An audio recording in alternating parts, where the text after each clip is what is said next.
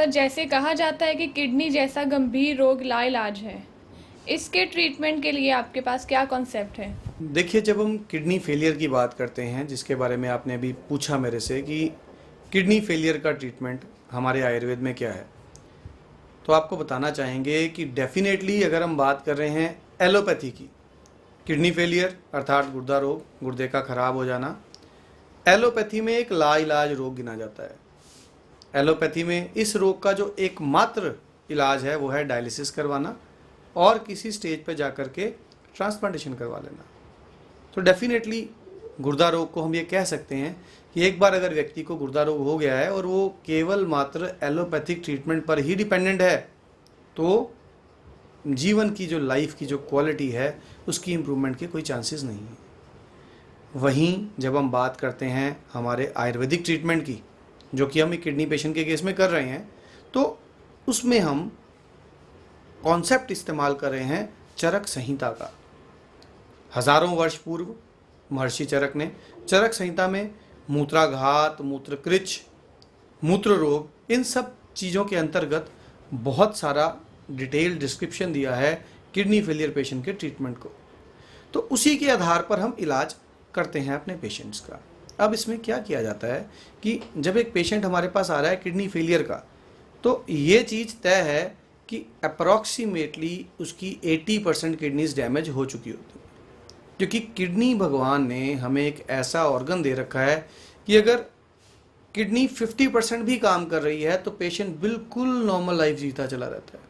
उसे इस चीज़ का आभास ही नहीं हो पाता कि उसकी किडनी डैमेज्ड है या उसे किसी भी प्रकार का डिजीज़ है।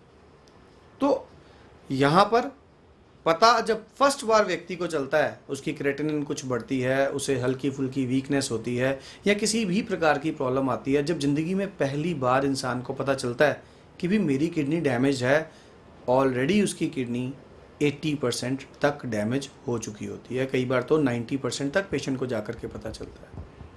इसी कारण से जब पेशेंट हमें अप्रोच करते हैं तो उनकी किडनी 80 to 90% डैमेज हो चुकी होती है। जो क्रेटिनिन पेशेंट का होता है वो 10, 11, 12 इसके आसपास जो है वो वेवर कर रहा होता है। अब जब पेशेंट हमें अप्रोच करता है, आप सोचिए एक पेशेंट की मन की अगर हम स्थिति के बारे में बात करें यहाँ पे, अब अगर एक पेशेंट हमें अप्रोच कर रहा है तो एक पेशेंट इस चीज़ से अनजान है कि उसकी बॉडी के अंदर इस समय क्या चेंजेस चल रहे हैं, उसकी किडनी को क्या हुआ है।